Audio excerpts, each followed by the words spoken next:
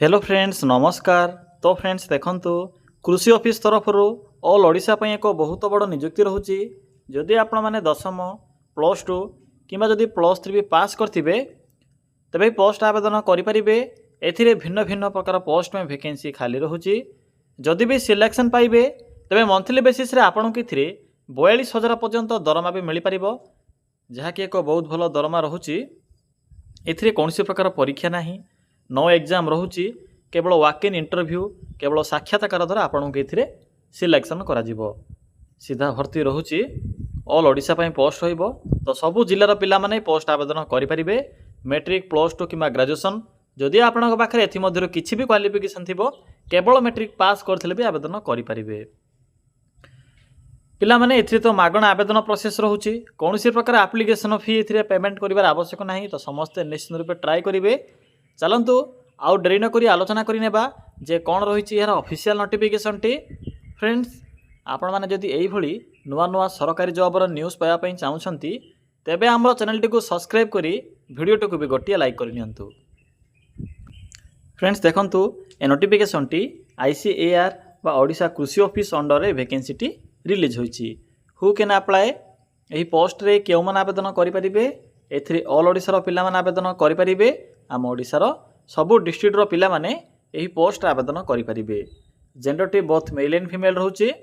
उभय पुरुष और महिला प्रार्थी माने भी एही पोस्ट रे आवेदन करि परिबे। जदि आमे सैलरी कथा कहिबा तेबे 18,000 आरंभ करी 42,000 पर्यंत आपन के एथिरे मंथली बेसिस रे सैलरी मिली परिबो, जहा कि एक बहुत भलो नियुक्ति आपन को पई रहिबो। कारण मागणा आवेदन प्रोसेस रहउछि, कोनसी प्रकार फी नाही। तो जदि आपण पाखे मिनिमम मैट्रिक पास थी तो निश्चित रूपे दाई इंटरव्यू अटेंड करेंगे। गवर्नमेंट जॉब रहिबो, सरकारी चाकरी रहिबो। नेक्स्ट होची पोस्ट नेम। पिला माने एथिरे चारि प्रकार पोस्ट होची। प्रथमत एथिरे वाईपी ऑफिसर पई पोस्ट होची, ऑफिस असिस्टेंट वा फील्ड असिस्टेंट पई पोस्ट होइबो। एहा सहित एग्रीकल्चर फील्ड ऑपरेटर पई पोस्ट होइबो। नेक्स्ट होची एजुकेशन क्वालिफिकेशन। तो देखि नियंतु जे एथिरे मिनिमम क्वालिफिकेशन कौन रोची एवं क्यों पोस्ट में कौन क्वालिफिकेशन मेंशन अच्छी। जदि आपण माने मैट्रिक प्लस टू किंबा प्लस थ्री जदि पास करथिबे तेबे पोस्ट आवेदन करि परिबे। एहा प्रासुची पोस्ट वाइज क्वालिफिकेशन। पिला माने जदि आपण माने मिनिमम ग्रेजुएशन टी कंप्लीट करथिबे किंबा पोस्ट ग्रेजुएशन जदि कंप्लीट करथिबे तेबे एथिरे YP officer grade 1 and 2 post आवेदन करि परिबे। बाकी फील्ड असिस्टेंट पई प्लस टू पास रहउची एवं एग्रीकल्चर फील्ड ऑपरेटर पोस्ट पई केवल मैट्रिक पास रहिबो। केवल मैट्रिक पास करथिले आपण माने एथिरे एग्रीकल्चर फील्ड ऑपरेटर पोस्ट आवेदन करि परिबे। फ्रेंड्स नेक्स्ट होची सैलरी। तो देखि नियंतु जे एथिरे केउ पोस्ट में कोन सब सैलरी बा दरमा रहिबो। जदि आपण माने एग्रीकल्चर फील्ड ऑपरेटर पोस्ट आवेदन करिवे बा वर्कर पोस्ट आवेदन करिवे तेबे एथि पई रहउची 18,000 टंका पर मंथ बा स्टार्टिंग सैलरी। वाईपी ऑफिसर पे रोची 42,000 टंका स्टार्टिंग दरमा।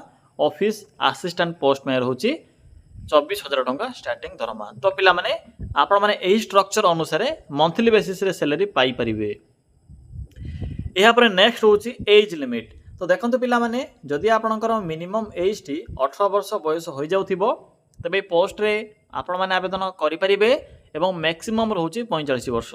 जदि आपणकर कैटेगरी ओबीसी एससी एसटी किंबा जदि पीडब्ल्यूडी कैटेगरी होइथिबो तेबे सेही अनुसार आपण माने एथिरे एज रिलैक्सेशन पाई परिबे बा एक्स्ट्रा एज लिमिट पाई परिबे। नेक्स्ट रहउची सिलेक्शन प्रोसेस। तो देखंतु कोन सब सिलेक्शन प्रोसेस रहिबो। एथिरे तो नो एग्जाम रहउची, कोनसी प्रकार एग्जाम नाही। इंटरव्यू रहउची, केवल इंटरव्यू द्वारा सिलेक्शन करा जिवो। जदि आपणकर मैट्रिक हो प्लस टू किंबा प्लस थ्री हो एथिरे आपणकर जदि भलो कैरियर मार्क थिबो या सहित जदि आपणकर इंटरव्यू रे भी ठीक ठाक जदि मार्क रहउची तो सिलेक्शन पाई परिबे। एहा पर आसुची डॉक्यूमेंट वेरिफिकेशन। तो पिला माने एही तीनोटी प्रोसेस द्वारा आपण माने इथिरे सिलेक्शन पाई परिबे। देखंतु नेक्स्ट होची इंपोर्टेंट डॉक्यूमेंट। पिला माने डॉक्यूमेंट होची सबुठरो इंपोर्टेंट, कारण एथिरे मेंशन नाही कोन सब डॉक्यूमेंट धरि की आपण माने इंटरव्यू पई जिवे। तेणु मु आपणको मेंशन करि देछि जहा भी प्रीवियस ईयर रो थिला इंटरव्यू रो अपडेट से अपडेट को आधार करी मो डॉक्यूमेंट लिस्ट एथिरे मेंशन करि दिछि। तो एई सब डॉक्यूमेंट को आपण माने साथरे नै जाइथिबे। देखंतु कोन मेंशन अछि प्रथमत रोचे गोटे एप्लिकेशन फॉर्म मु आपको एप्लिकेशन फॉर्म टी प्रोवाइड करी से एप्लिकेशन फॉर्म टी को प्रथम प्रिंट काढ़ी फिलअप करेंगे या सहित आपंकर क्वालिफिकेशन जेरक्स एक्सपीरियंस थिले एक्सपीरियंस सर्टिफिकेट कास्ट सर्टिफिकेट आधार कार्ड यही सब डॉक्यूमेंट आवश्यक पड़ो जहाँकि माइनर रोचे। यहाँ आसूँ एप्लिकेशन मोड ए तो ऑफलाइन एप्लिकेशन प्रोसेस रोचे आपण मैंने वॉक इन इंटरव्यू द्वारा जाई अप्लाई करें। अप्लाई डेट देखो जहाँकि स्टार्ट हो सारी ऑलरेडी तो पिला माने चलतु एबे आलोचना करिबा जे आपण माने किपर एथिरे आवेदन करिवे एथिरे आवेदन करिवार फुल प्रोसेस टी मु आपण केबे कहिबी पिला माने आपण माने एथिरे किपर आवेदन करिवे निज मोबाइल माध्यम रे या सहित एप्लिकेशन फॉर्म टी केउंटू पाइबे सबु इन्फॉर्मेशन मु आपनको ए वीडियो माध्यम रे जणाइबी तो वीडियो टी को शेष पर्यंत देखि नेबे। प्रथमे आपण माने निज मोबाइल फोन रे थिबा एही क्रोम ब्राउजर किंबा गूगल टी को सिंपली ओपन करिवे। गूगल को ओपन करि सारला परे सिंपली आपने टाइप करेंगे कौन टाइप करेंगे सिंपली मेंशन करेंगे ओडिशा गवर्नमेंट जॉब बा ओडिशा gov.in देखो ये लिखे यहाँ लिखि सारापर सर्च ऑप्शन पर क्लिक करेंगे। देखो सर्च ऑप्शन पर क्लिक कलापर आपन को प्रथम ही ओडिशा gov.in रो साइट टी सहब सिंपली साइड लिंक पर क्लिक करूँ। क्लिक कलापर आपन डिफरेंट टाइप कैटेगरी अनुसार जॉब ऑप्शन गुड़िक देखा मिल तो आपण मैंने निजर क्वालिफिकेशन अनुसार ए डिफरेंट टाइप पोस्ट रे आवेदन करें। पिला माने देखो क्लिक आपण के एक ऑप्शन देखा मिल मैट्रिक एंड +2 पास जॉब तो सिंपली एठरे क्लिक करेंगे जहाँ भी 10th और +2 पास लेवल रो वैकेंसी आसी थाए से वैकेंसी इनफॉरमेशन आपन को यही सेक्शन रे देखा मिल। देखो आपन को प्रथम ही ICAR कटक रिक्रुटमेंट 2025 रो नोटिफिकेशन टी सहब सिंपली एठरे क्लिक करंतु। पिला माने क्लिक कला परे आपन को पोस्ट रो फुल इनफॉरमेशन देखा मिल भल भाव चेक करे। पोस्टिंग आपंकर ICAR NRR ऑफिस कटक रे पोस्टिंग रहिबो इंटरव्यू सेठी रहिबो।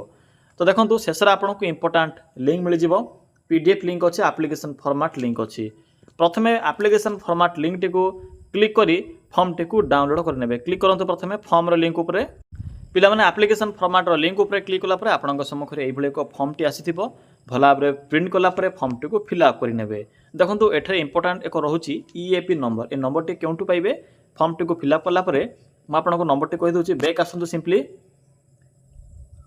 देखो बैक आसला परे आपनको एठरे PDF लिंक शो होतिबो सिंपली PDF लिंक ऊपर क्लिक करंतु पिला माने PDF लिंक ऊपर क्लिक कला परे आपनको सम्मुख रे नोटिफिकेशन PDF टी शो हेबो। देखंतु EAP नंबर एथरे मेंशन अछि कोन मेंशन अछि देखंतु पिला माने लेखा जायछि EAP नंबर होछि 454 सिंपली 454 मेंशन करिवे। यहाँ पर देखो पोस्ट जहाँकि YP ऑफिसर ग्रेड 2 एथिरे आपनको 4200 टंका दरमा मिलिबो। एथिरे आपण माने ग्रेजुएशन किंबा पोस्ट ग्रेजुएशन जदि कंप्लीट करथिबे तबे आवेदन करि परिबे। यहाँ पर आसुची YP ऑफिसर ग्रेड 1 एथिरे आपनको 30,000 टंका दरमा मिलिबो। यहाँ पर आसुची फील्ड असिस्टेंट एथिरे 3टी पोस्ट होची आ बाकी सब जगह गोटे गोटे पोस्ट रहिबो। एथिरे आपनको 18,000 टंका दरमा रहिबो। क्वालिफिकेशन देखो कौन क्वालिफिकेशन थिले आवेदन करें मैट्रिक पास करथिबे या सहित जदि आपणकर 2 वर्षर वोकेशनल कोर्स थिबो केउथिरे ना एग्रीकल्चर रिलेटेड सब्जेक्ट जदि थिबो तबे आवेदन करें किंबा केवल मैट्रिक पास करथिबे या सहित आपणक पाखे जदि एक्सपीरियंस थिबो तबे आवेदन करें किंबा मैट्रिक सहित जदि ITI पास करथिले आवेदन करें किंबा +2 जदि पास करथिबे +2 साइंस तबे भी आवेदन करें। तो ये 4टी ऑप्शन अच्छी 4टी मध्य जदि आप गोटे टर्म्स एंड कंडीशन को जदि फुलफिल करेंगे तेज भी आवेदन करें। बाकी एज लिमिट तो कही मिनिमम रोचे 18 वर्ष रोचे 18 वर्ष होते भी आवेदन करें। बाकी देखो इंटरव्यूर एड्रेस भी मेंशन कर लास्ट डेट हूँ 22 अगस्त 2025 एवं इंटरव्यूर प्लेस और डेट ये मेंशन अच्छी सिंपली पोस्ट वाइज ये मेंशन कर जो पोस्ट रे भी आप अटेंड करेंगे इंटरव्यू देखिपे से सेक्शन रे डेट और टाइम ये मेंशन अच्छे। सिंपली देखो आपण मन एक डाउट आसुव जदि आप मैंने 3टी जाक पोस्ट में एलिजिबल थे तेबे कौन इंटरव्यू अटेंड करेंगे हाँ इंटरव्यू अटेंड करेंगे जदि आप मैंने इलिजिबल होते समस्त टर्म्स एंड कंडीशन को जदि फुलफिल करेंगे तेबे आवेदन करेंगे। तो पिला माने यह थिला एही एग्रीकल्चर ऑफिस अंडर आसीथिबा वैकेंसी गुडी करे आवेदन करिवार कंप्लीट इनफॉरमेशन। जदि आपको किसी भी डाउट लाଗୁଥିବ तेबे कमेंट सेक्शन में कमेंट करी जणाई पारिबे।